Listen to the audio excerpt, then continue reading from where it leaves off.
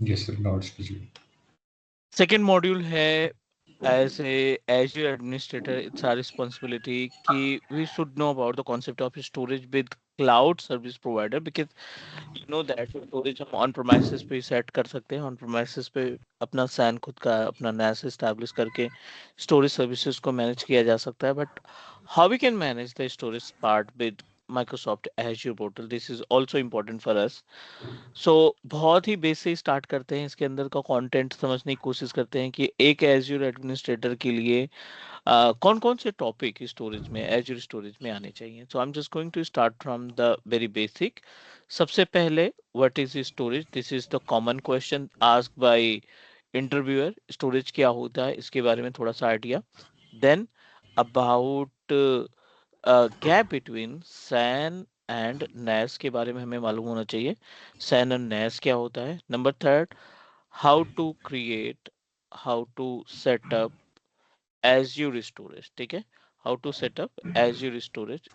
Azure portal के ऊपर कैसे हम स्टोरेज को स्टैब्लिश करते हैं वो भी हमें आना चाहिए. Number next, apart from the Azure storage you should know about Azure storage account. दूधना चाय बनाए. And we'll discuss about like the structure and unstructured data storage, Azure structure and unstructured data storage. We also need to know about share storage, share file share I'm talking about. We should know about the blob. थोड़ा सा part हम discuss करेंगे table का, और cues होता है. These all are the storage that you will find whenever we create the storage account. जब भी हम storage account create करते हैं तो ये चार तरीके के storage services आपको देखने को मिल जाएंगी with each and every storage part. Next, another important topic.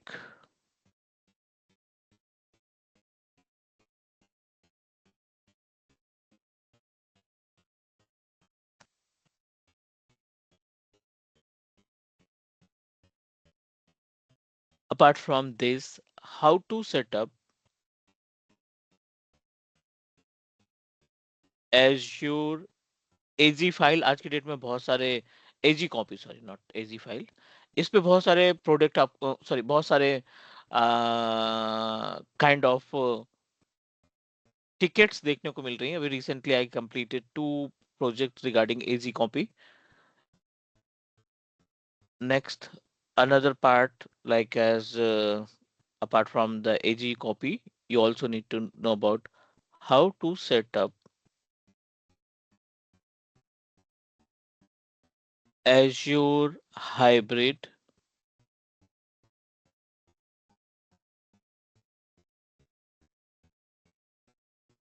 storage. ठीक है, सो ये कुछ कॉमन क्वेश्चंस हैं, ये कुछ कॉमन क्वेश्चन है जो सॉरी ये जो कुछ कॉमन टॉपिक्स हैं जो हमें आने चाहिए related to the storage services. Right. ठीक है, सो बेस से स्टार्ट करते हैं. Meanwhile I am moving ourself to the storage part as well. Portal पे एक बार चलते हैं और वहां पे समझने की कोशिश करते हैं कि how it's look like storage के अंदर क्या क्या ऑप्शंस हमें देखने को मिल सकते हैं और किस तरीके से हम स्टोरेज सर्विसेज को मैनेज करेंगे. और बेस समझने की कोशिश करेंगे पहले, बिकॉज इंपॉर्टेंट पार्ट है. अभी अगर हम स्टोरेज की बात करें तो we are able to find multiple storage account हमने यहाँ पे ऑलरेडी क्रिएट कर रखे हैं, and will also create a new account. Apart from this, जब हम स्टोरेज की प्रॉपर्टीज ओपन करते हैं ना, तो कई सारे ऑप्शंस हमें देखने को मिलते हैं. डेटा माइग्रेशन का ऑप्शन अभी इन्होंने रिसेंटली ऐड कर रखा है. We are able to find the events कि कितने कब डेटा अपलोड किया, कब डेटा डाउनलोड किया, किसने डिलीट किया. तो काफी पार्ट इन्होंने इम्प्लीमेंट किए हैं. अगर हम बात करें इसको स्टोरेज को 2020 में ना, 20 या 21 के टाइम पे, तो आपको बहुत ही नॉर्मल सा स्टोरेज पार्ट लगता है कि इसमें 2-4 सर्विसेज हैं and anyone can manage with in day. ठीक ना, एक दिन में कोई भी मैनेज कर सकता है स्टोरेज वाले पार्ट को. But now we are able to find n number of services related to the storage. कई सारे options यहाँ पे Microsoft ने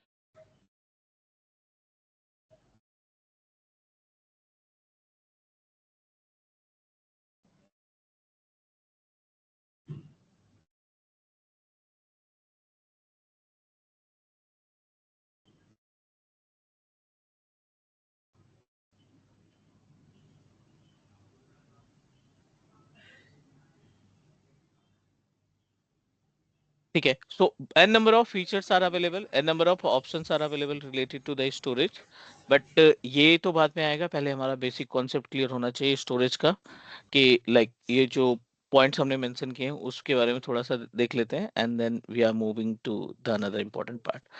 सो सिंपल स्टोरेज के अंदर क्या क्या पार्ट आ सकते हैं, what are the services are available in storage, means how we can manage in local storage. Local storage. हाँ, मतलब लोकल कोई सा भी स्टोरेज जो हम अपने एनवायरनमेंट में एस्टैब्लिश करते हैं, उन वो क्या होते हैं.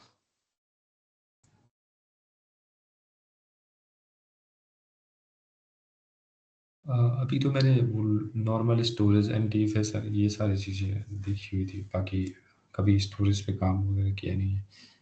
मतलब जो भी हम हार्ड डिस्क का कलेक्शन करते हैं, जो भी नंबर ऑफ हार्ड डिस्क एक दूसरे से कनेक्ट करते हैं ना, वो आपका स्टोरेज कहलाता है. सिंपल सा स्टोरेज का फंडा, कोई ऐसा कुछ नहीं है. जो भी हम स्टोरेज इस्तेमाल करते हैं, चाहे वो एक्सटर्नल हो, इंटरनल हो, या सैन हो, नैस हो, वो मतलब जो स्पेस प्रोवाइड करे जहाँ पे हम डेटा स्टोर कर सके, वो हमारा स्टोरेज का पार्ट कहलाता है. ठीक है. बात आती है सैन और नैस की, क्योंकि आपको सेग्रीगेट करना पड़ेगा. जब भी आप क्लाउड पे स्टोरेज सर्विसेज मैनेज करोगे ना, तो आपको सेग्रीगेट करना पड़ेगा कौन सा स्टोरेज किस तरीके से टास्क परफॉर्म करता है. सैन और नैस से स्टार्ट करते हैं, क्योंकि ये अगर बेस कंप्लीट हो जाएगा तो एज्योर पे जो स्टोरेज सर्विसेज है उनको समझने में आसानी होगी. Let's start with about SAN storage and NAS storage.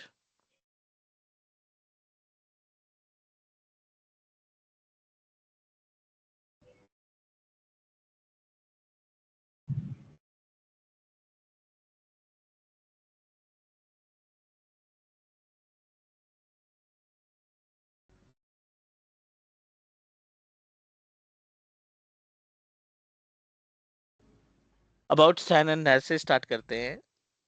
बहुत बहुत ज्यादा गैप नहीं इन दोनों के बीच में. पहले हम यहाँ पे सैन से स्टार्ट करते हैं. सैन स्टोरेज की अगर हम बात करें तो स्टोरेज एरिया नेटवर्क, जिसमें आपका बेस इन्वायरमेंट है, दिस इज अवर ऑफिस प्रोमाइसेस. ठीक है. और इस ऑफिस प्रोमाइसेस में आपने एक हाई कॉन्फ़िगरेशन का स्टोरेज परचेज किया. लेट्स टॉक अबाउट 100 टीबी का आपने स्पेस इसमें इंप्लीमेंट किया है, और ऑफिस में बहुत सारे रिसोर्सेज हैं. रिसोर्सेज इन द सेंस, कुछ सर्वर आपने लगा रखे हैं, कुछ client operating system based machine है, and all are connected with the same network. ये सभी एक ही स्विच से जुड़े हुए हैं. ठीक है. ठीक है. ये all are connected with the same switch. ये जो स्टोरेज है ना, इसकी एक इंडिविजुअल आईपी एड्रेस होगी, local private IP address. For example यहाँ पे 100 आईपी एड्रेस हमने मेंशन की है अपने सैन की. सारी डिवाइसेस इससे कनेक्टेड हैं. सैन एक टेक्निक है. SAN is the type of method which is responsible to divide, which is responsible to manage the large amount of storage. Large amount of storage को मैनेज करने के लिए हम सैन स्टोरेज का इस्तेमाल करते हैं. अब we should know about the protocol, कौन कौन से प्रोटोकॉल काम करते हैं इसमें. SAN storage is also consider as a, you can say that, block based storage.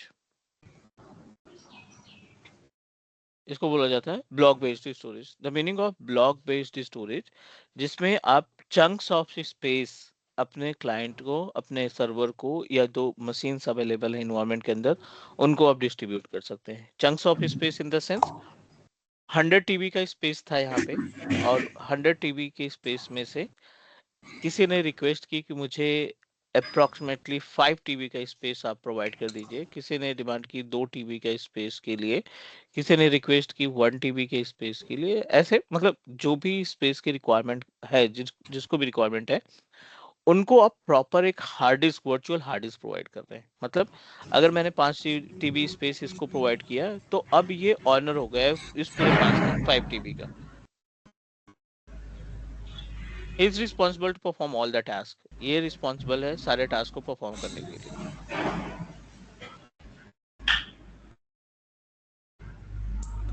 You can create n number of partition. जब आप ये 5 टीबी का स्पेस दे देंगे, तो ये रिस्पॉन्सिबल होगा अपने अकॉर्डिंग मैनेज करने के लिए कि उस पूरे स्पेस को कैसे लाइक यूटिलाइज करें। So he is responsible to perform all the task.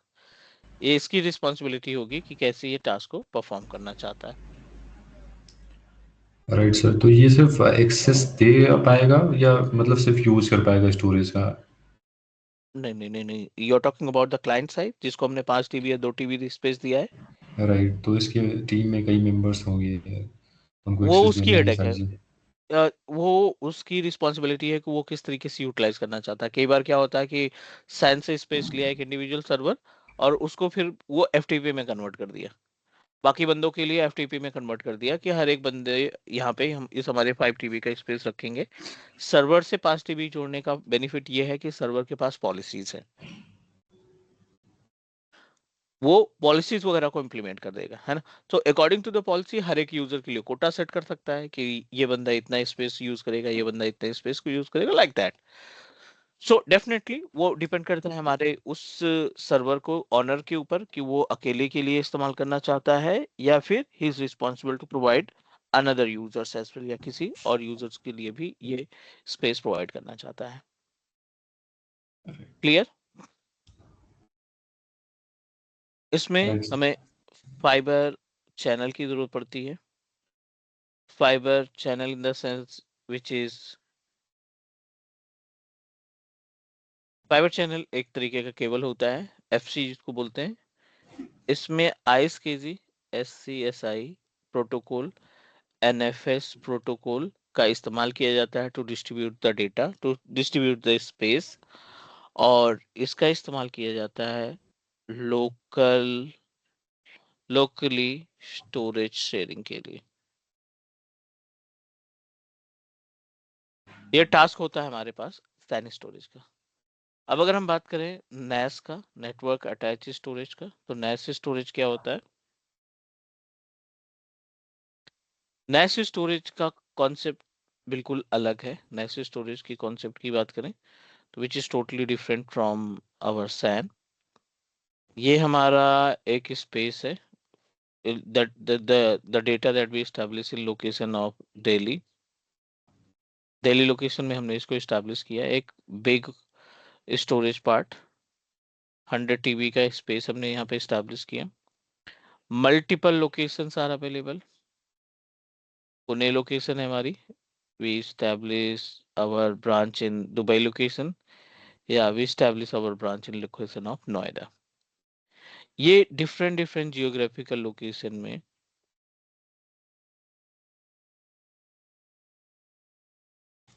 Right, different different location में हमने ये डेटा एस्टैब्लिश कर रखा है, स्टोरेज एस्टैब्लिश कर रखा है।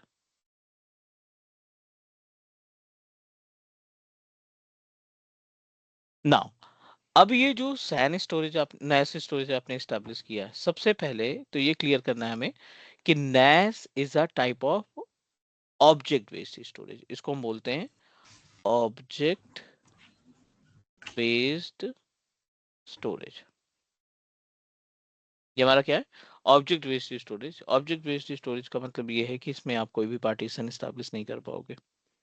You are not able to set up any kind of partition. आप इसमें पार्टीशन नहीं क्रिएट कर पाओगे। जो भी स्पेस मिलेगा ना, वो स्पेस सिर्फ आप अपने डेटा को डायरेक्टली अपलोड करोगे, चाहे वो कोई सा भी फॉर्मेट डेटा हो, पीडीएफ हो, MP4 हो, या कोई सा भी डेटा हो आपका, अनस्ट्रक्चर्ड डेटा को आप यहाँ पे स्टोर कर पाओगे।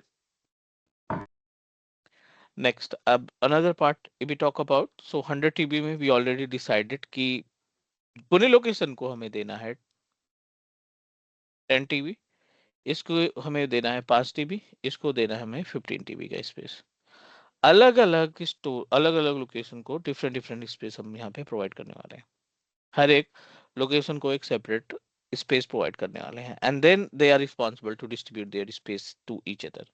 फिर उनकी हेडेक बनती है कि वो किसको स्पेस डिस्ट्रीब्यूट करना चाहते हैं।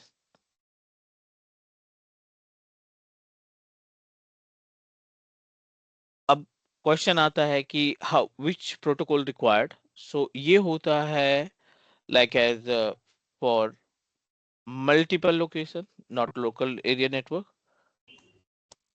मल्टीपल लोकेशंस के लिए हम इसका इस्तेमाल करते हैं।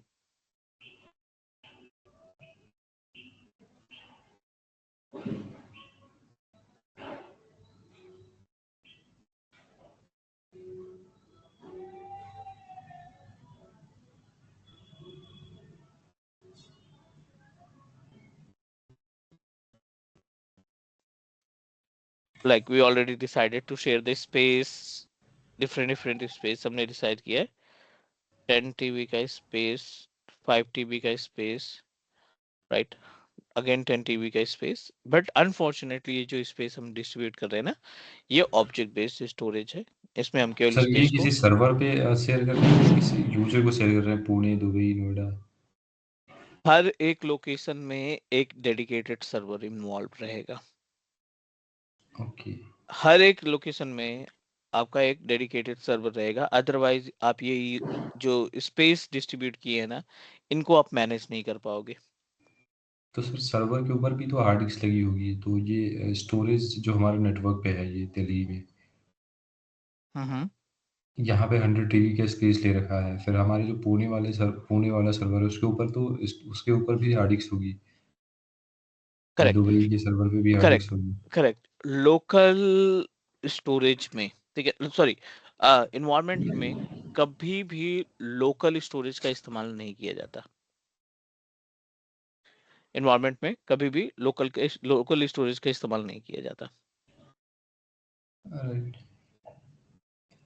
तो ये जो डेटा यहाँ पे हम अपलोड करेंगे पुणे, ये जाके हमारा ये दिल्ली के उस पे शिफ्ट हो जाएगा हाँ सर्वर। जी, बिल्कुल।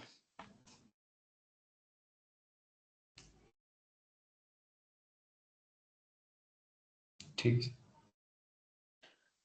ठीक है, क्योंकि जब आप लोकल में स्टैब्लिश करते हैं ना, तो डेटा की जो हाई अवेलेबिलिटी रहती है वो जीरो हो जाती है, क्योंकि अगर आपका बेस मशीन में कोई प्रॉब्लम हुई, डाउन हुआ, तो will loss the all data. हम यहाँ पे जितना भी डेटा रहेगा वो हमारा कहीं ना कहीं लॉस हो जाएगा।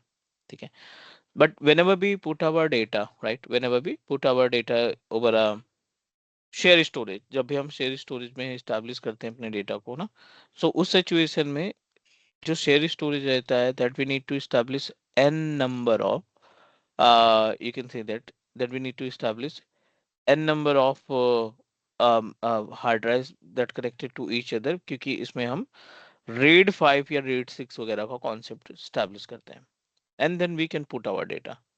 अब बेस मशीन का ऑपरेटिंग सिस्टम डाउन हो जाए, कोई प्रॉब्लम नहीं।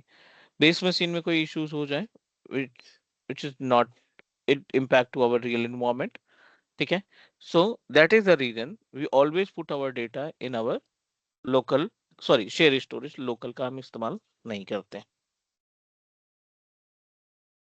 देन नेक्स्ट अगले पार्ट पे चलते हैं। यहाँ पे this is the part of our like as SAN storage. अब प्रोटोकॉल्स की बात कर लेते हैं कि क्या क्या प्रोटोकॉल्स इसमें इस्तेमाल किए जाते हैं। So n number of protocols come into the picture whenever we establish a SAN। पहला हमने क्लियर किया है कि this is the type of object based storage. ये हमारा ऑब्जेक्ट बेस्ड स्टोरेज है, which is responsible to store the object directly object. And इसमें जो है लॉट्स ऑफ एग्जांपल, इसके बहुत सारे एग्जांपल्स भी हैं कि किस तरीके से ये काम करता है, जिसमें से पहला हम डिस्कस करने वाले हैं यहाँ पे,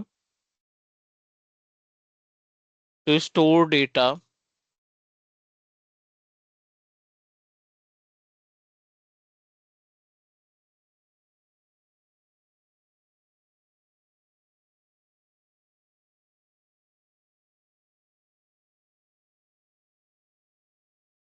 फ्रॉम मल्टीपल लोकेशन। ठीक है, मल्टीपल लोकेशन से हम डेटा को स्टोर करा सकते हैं। पहला ये हो गया। दूसरा, इसमें जो प्रोटोकॉल यूज होता है वो NFS plus SMB plus NTFS, ये कई प्रोटोकॉल हो सकते हैं। FTP प्रोटोकॉल्स का भी इस्तेमाल किया जाता है और HTTPS का प्रोटोकॉल का भी इस्तेमाल किया जाता है। जितने भी प्रोटोकॉल आपके वेब पे काम करते हैं वो सारे प्रोटोकॉल्स आप इस्तेमाल कर सकते हैं इन case of establishing SAN storage, NAS storage. और अगर हम एग्जांपल की बात करें तो कौन कौन से स्टोरेज हैं जो आपको बिल्कुल NAS की एक्टिविटी के बारे में बताते हैं। तो पहला जो है, you know very well about Google drive. ठीक है, गूगल ड्राइव का इस्तेमाल या वन ड्राइव का जो इस्तेमाल करते हैं वो आपका Google drive, one drive. Drop box की बात करें तो ड्रॉप बॉक्स भी अपने पास है।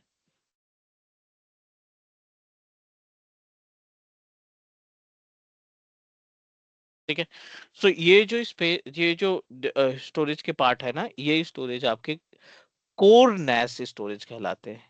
इसमें आप हार्ड डिस्क नहीं मिलेगी आपको। You are not able to use your storage as a hard drive, जैसे कि you know very well about जब भी हम बात करते हैं अपने गूगल ड्राइव की, तो जब आप क्रिएट करते हो, जब भी आप साइन अप करते हो गूगल जीमेल पे, तो यू नो दैट 15 GB का स्पेस हमें बाय डिफॉल्ट मिल जाता है, 15 GB का स्पेस बाय डिफॉल्ट मिल जाता है। लेकिन वो 15 GB का स्पेस हम अपने हार्ड डिस्क की तरीके से नहीं इस्तेमाल कर पाते। मतलब जो कुछ है, आप एप्लीकेशन डाउनलोड करो, मल्टीपल डिवाइसेस में एप्लीकेशन को स्टोर कर सकते हो, और उस स्टोरेज में आप केवल फाइल को अपलोड कर पाओगे, पार्टीशन नहीं कर पाओगे।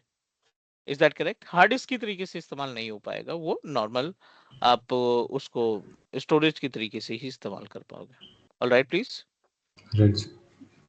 ठीक है, सो ये गैप हुआ अपने इस सैन और NAS के बीच में।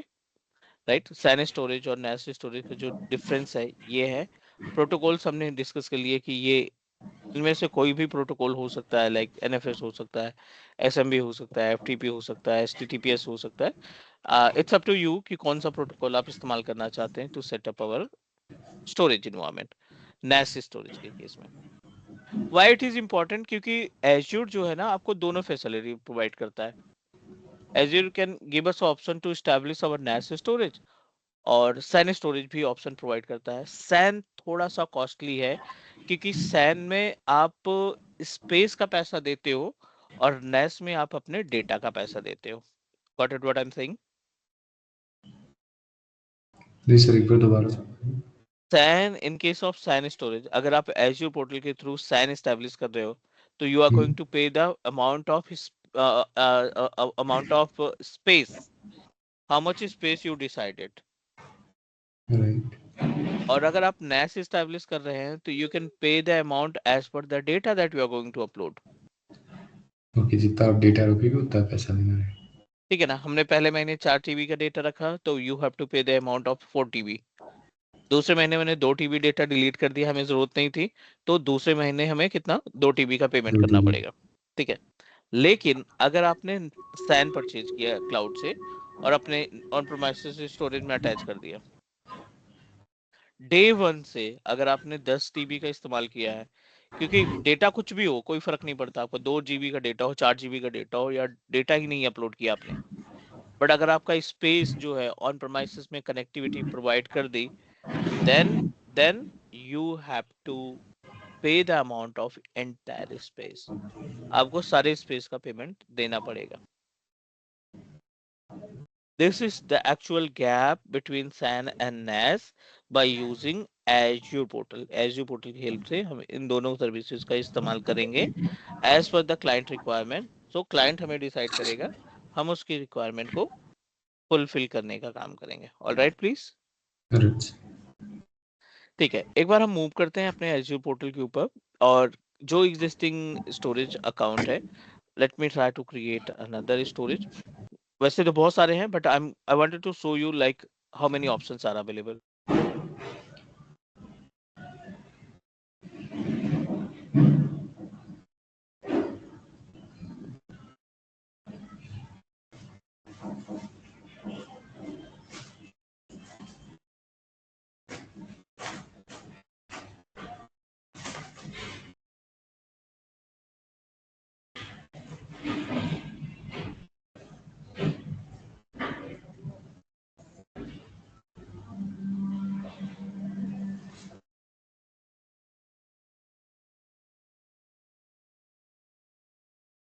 जब भी हम एजू पोर्टल के ऊपर स्टोरेज को क्रिएट करते हैं ना, it will provide us some lots of information, बहुत सारी इंफॉर्मेशन हमें प्रोवाइड करता है, और कई सारी सेटिंग्स आपकी जो है स्टोरेज को क्रिएट करते समय ही फाइनल करनी पड़ेगी। जैसे ये तो नॉर्मल हो गया, सब्सक्रिप्शन डिटेल, ये आपका रिसोर्स ग्रुप हो गया जो भी आप क्रिएट करेंगे। So we also discussed about the resource group. आप यहाँ पे देखिए multiple resource group are available, an number of resource group I created.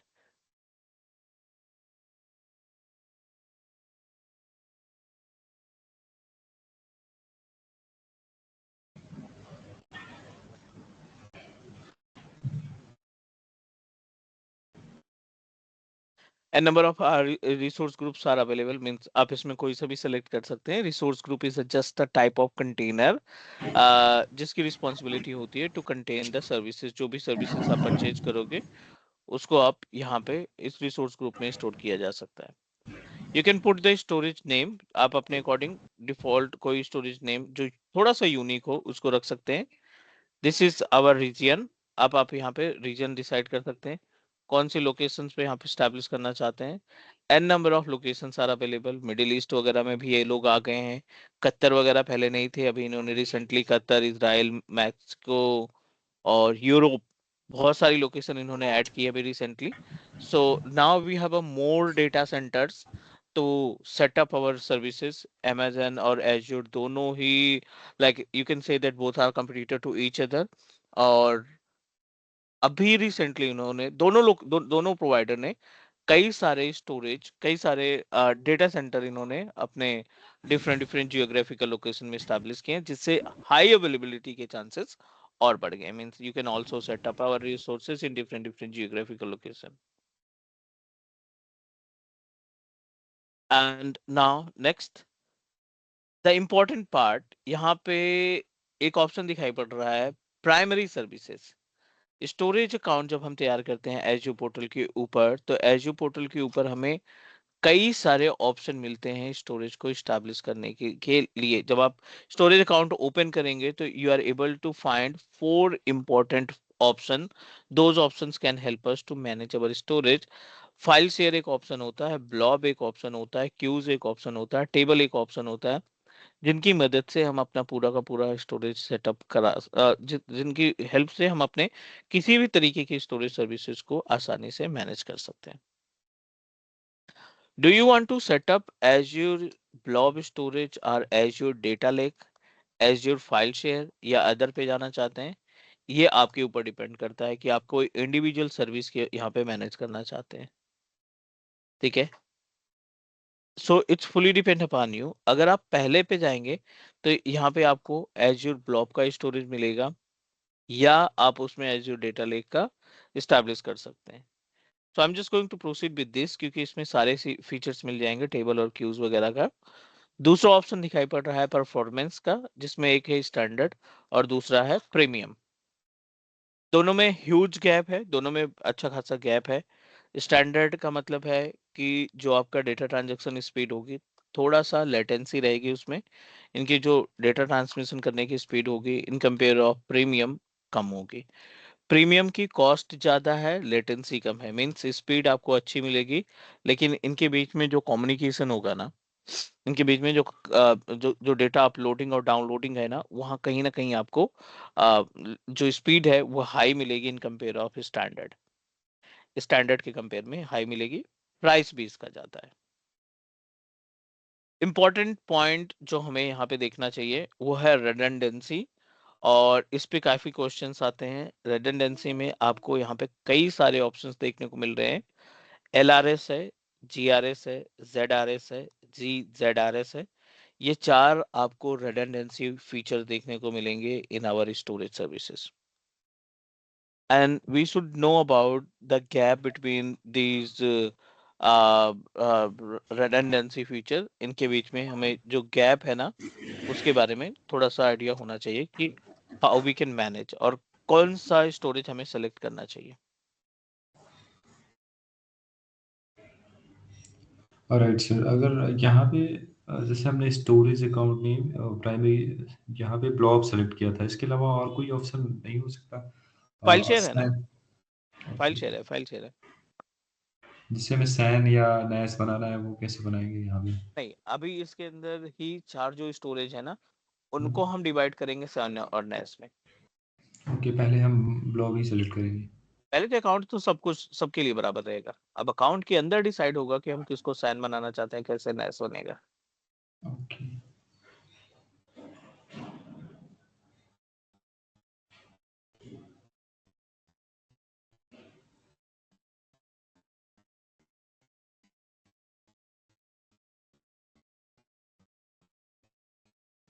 चलो सबसे पहले तो ये क्लियर कर लेते हैं, हमारा LRS, GRS, ZRS और GZRS। As per the name suggest ये है रेडंडेंसी। रेडंडेंसी का मतलब यू नो दैट कि कहीं ना कहीं फॉल्ट टॉलरेंस का कॉन्सेप्ट इसमें आ जाएगा, फेल ओवर का कॉन्सेप्ट आ जाएगा, अवेलेबिलिटी का कॉन्सेप्ट आ जाएगा। स्टोरेज अकाउंट क्रिएट करते टाइम पे हर एक इंजीनियर की, एज्योर एडमिनिस्ट्रेटर की रिस्पॉन्सिबिलिटी होती है कि वो क्लाइंट से कोऑर्डिनेट करे और आस्क अबाउट द प्राइसिंग। क्योंकि मंथ के एंड में अगर आपको जस्टिफिकेशन देना पड़ रहा है तो like which is really difficult, क्योंकि client you should need to describe about the invoice, जो भी इनवाइस आएगा ना उस इनवाइस को आपको डिफाइन करना पड़ेगा। अगर क्लाइंट ने पूछा कि इतना बिल कहाँ से आया तो you need to describe each and every part कि स्टोरेज हमने ये इस्तेमाल किया है, इस वजह से स्टोरेज का अमाउंट ज्यादा आ रहा है, लाइक दैट जो भी सर्विसेज आप इस्तेमाल करते हैं उसके बारे में आपको आइडिया होना चाहिए कि ऐसा इस सर्विस को इस्तेमाल करने पे इतना चार्जेस हमारे बढ़ जाएंगे। ठीक है, so let's start from the very basic.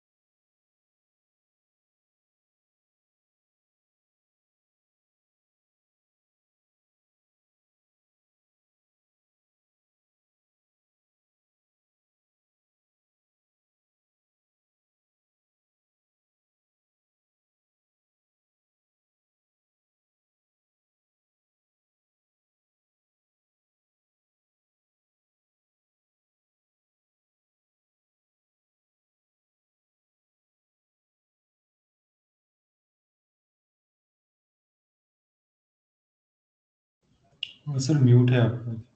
हाँ, ये अपने पास 4 ऑप्शन है स्टोरेज सर्विसेज को मैनेज करने के लिए। We are going to discuss about these parts. LRS है, दूसरा है GRS है, तीसरा है ZRS है, चौथा है GZRS और हमें we should know about the use cases of these storage services.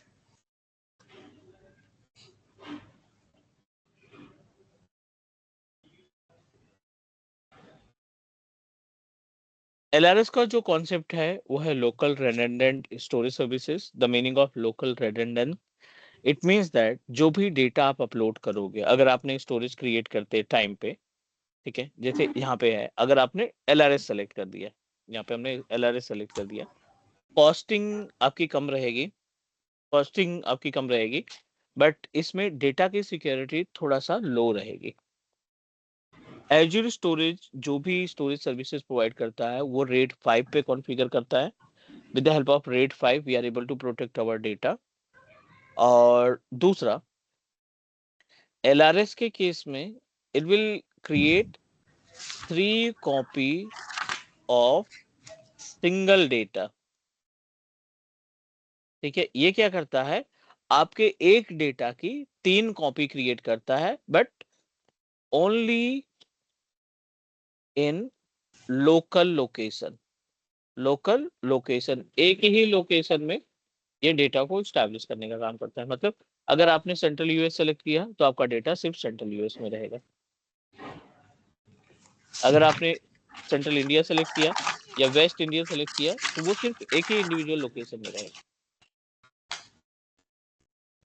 Alright, कोई भी फेलोवर, एडिशनल फेलोवर आपको नहीं मिलेगा।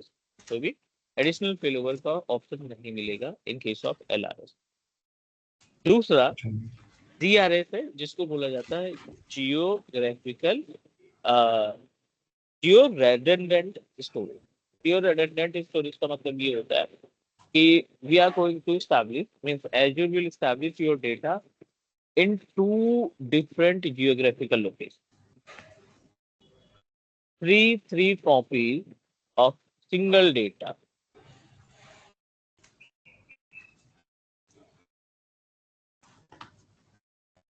तीन कॉपी क्रिएट करेंगे एक सिंगल डेटा का और स्टोर इन 2 लोकेशन।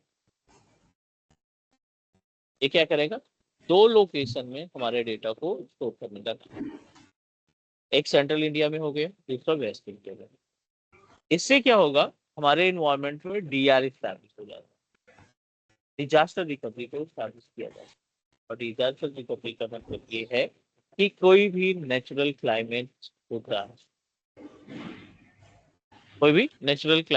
है, तो उस सिचुएशन में we are able to establish our environment, we are able to protect our data.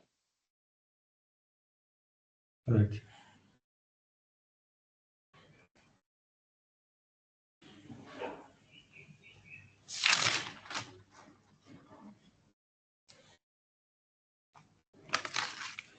Now let's talk about the ZRS. अभी GRS हुआ, अब हम बात करने वाले हैं ZRS। ZRS क्या होता है आपका, ये जोन रेडंडेंट होता है। द मीनिंग,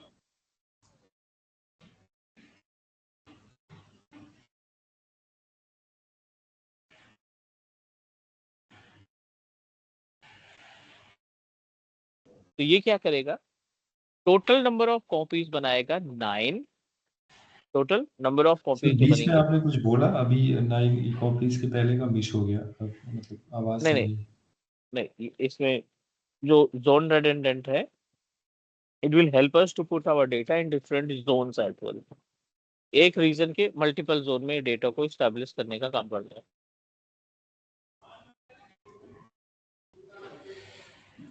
आवाज आ रही है आपको? हाँ जी सर। ठीक है, तो ये जो नंबर ऑफ कॉपीज बनाता है वो बनाता है 9 कॉपी। बट 9 कॉपीज में ना 6 कॉपी आपकी रीड राइट होती है और 3 कॉपी आपकी रीड ओनली होती है। ठीक है, टोटल नंबर ऑफ कॉपीज की बात करें तो 6 copy read and right and 3 copies जो बनेगी आपकी वो बनेगी रीड ओनली की, वो बनेगी रीड ओनली की। नंबर ऑफ लोकेशन की बात करें तो आप अपने डेटा को 3 लोकेशन में रख सकते हैं। 3 डिफरेंट लोकेशंस में आप इसको स्टोर कर सकते हैं। और ये सर जो रीड ओनली कॉपीज बनेंगी इनको बाद में कन्वर्ट किया जा सकता है रीड राइट में? जब आप इसको सेम लोकेशन में रिवर्ट बैक करा लेंगे ना, जैसे मान लीजिए आपने सेंट्रल इंडिया सेलेक्ट किया, आपका बेस लोकेशन है, ठीक है, और दूसरा आपने डिसाइड किया वेस्ट इंडिया, और तीसरा डिसाइड किया आपने दुबई का। तीसरा लोकेशन आपने स्टैब्लिश किया दुबई लोकेशन में, जो कि रीड ओनली का कॉन्सेप्ट। अब आपको लगता है कि नहीं, हमें पूरा का पूरा डेटा रीड ओनली से उठा करके बैक ले जाना है। जब आप इसको इंडिया में रिवर्ट बैक करेंगे तब आपके पास फुल्ली राइट्स रहेगा, और जब आप स्टैब्लिश करेंगे अपने लाइक एज लोकेशन में, दुबई लोकेशन में जब कोई बंदा डेटा को एक्सेस करेगा तो वो सिर्फ रीड ओनली का एक्सेस किया जाएगा।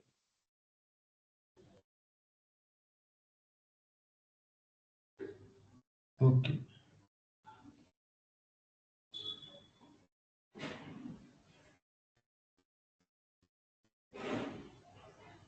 Right please. राइट। ठीक है, तो अब अगले स्टेप पे चलते हैं। अगला पार्ट जो अपने पास है, विच इज ZZRS। इसका कॉन्सेप्ट ये लग रहता है, आप इसमें बोल सकते हैं if anyone ask you question कि भाई ठीक है, everything is okay, can you please help me to understand about the another part. So जो अनदर इम्पोर्टेंट ऑप्शन है यहाँ पे ZZRS का, इसमें बनती है टोटल 12 कॉपीज एंड 3 लोकेशन। इसमें भी आपकी 12 कॉपी है, 3 डिफरेंट लोकेशन में आप अपने डेटा को स्टैब्लिश कर सकते।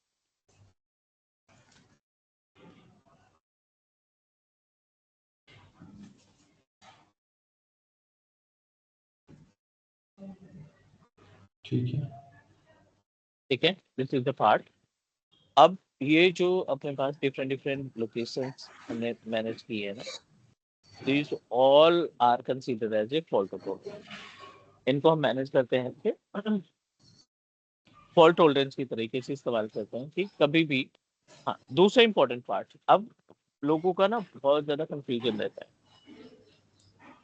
ये जो 3 कॉपी, 6 कॉपी, 12 कॉपी है ना, ये ऑटोमेटिक नहीं क्रिएट होती।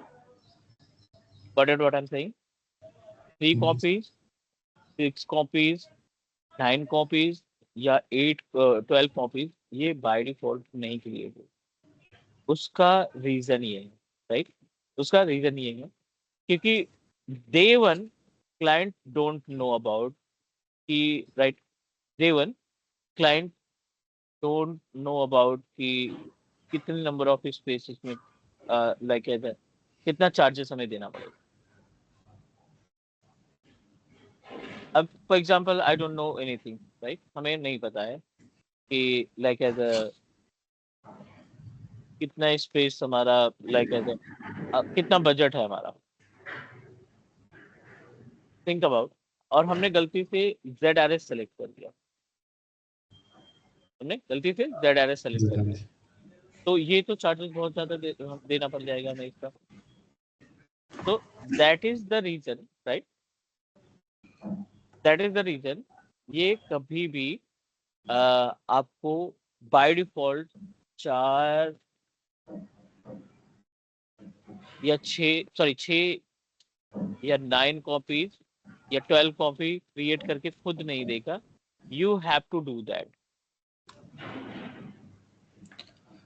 ओके सर, वहाँ पे जैसे हमने बनाया तो हमें कैसे पता चलेगा इसका कितना चार्ज है?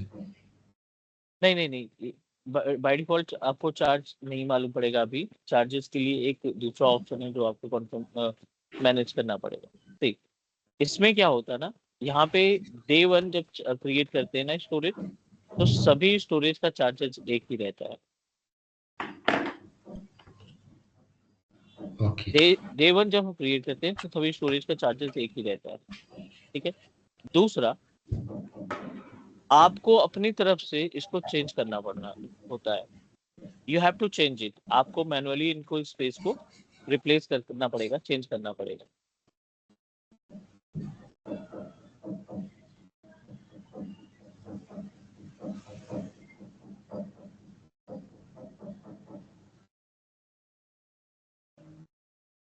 Are you will to understand? कैसे चेंज करेंगे सर? नहीं, ये हमें ऑप्शन देगा कि आप, फॉर एग्जांपल हमने एक LRS बनाया है या GRS बनाया है या ZRS बनाया है, ठीक है, या GZRS हमने क्रिएट किया। अब इस सिचुएशन में जो हमने स्टोरेज एस्टैब्लिश किए हैं ना, ये हमें सिर्फ फैसिलिटी प्रोवाइड करेंगे कि आप 6 कॉपी बनाओगे, 3 कॉपी बना सकते हैं, या 9 कॉपीज क्रिएट कर सकते हैं, या 8 कॉपी क्रिएट कर सकते हैं। ये सिर्फ सपोर्ट करेंगे। चार्जेस आपको तब देना पड़ेगा जब आप इस्टेब्लिश करेंगे, जब आप क्रिएट करेंगे, उसके पहले नहीं। राइट, बट हमने जो स्टोरेज बनाया है, स्टोरेज का चार्ज तो देना पड़ेगा। स्टोरेज में स्पेस का चार्जेस देना पड़ेगा। Okay. You have to pay the amount like as according to the space that you are going to use.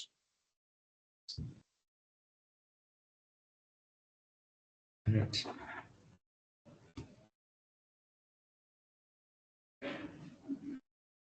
Clear? Clear. और दूसरा ऑप्शन लाइक एज स्टोरेज के केस में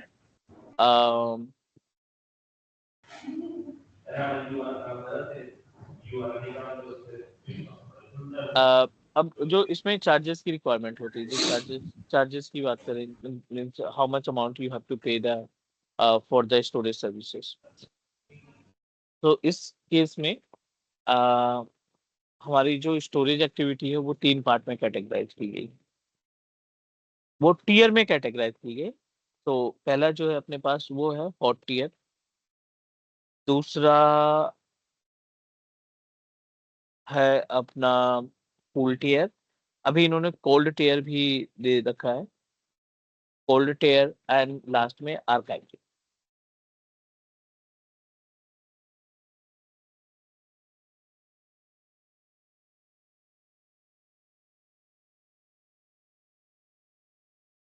ऑलराइट, जो स्टोरेज है ना, स्टोरेज को हम कई पार्ट में मैनेज कर पा रहे हैं।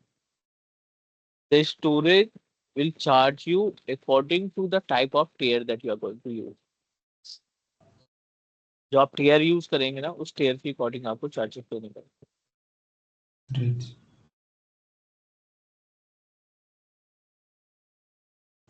एक बार पोर्टल पे दिखाएंगे कैसे, क्या दिखता है उसमें। Sure.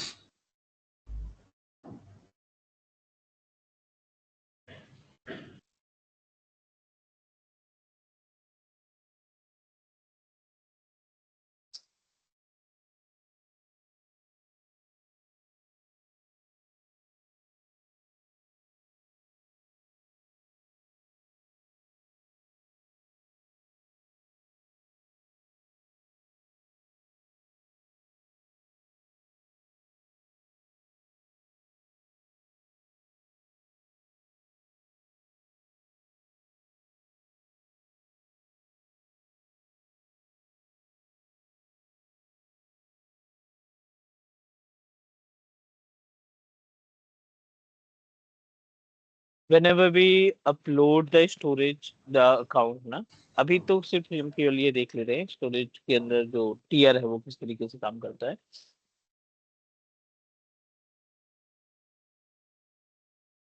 डेटा स्टोर में ये है कंटेनर, और कंटेनर के अंदर बनते हैं block.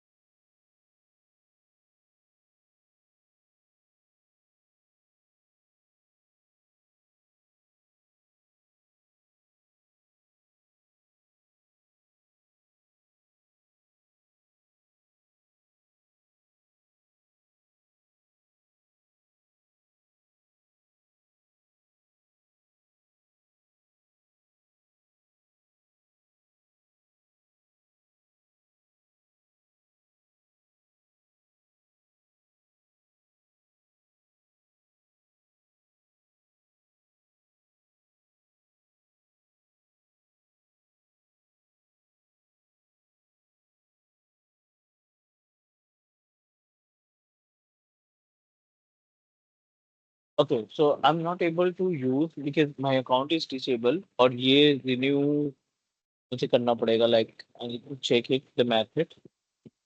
So can we take a small break, 15 minute break हम कर सकते हैं? ओके सर, है ना? Meanwhile मैं एक बार ट्राई कर लेता हूँ इसको reactive करने के लिए. ठीक।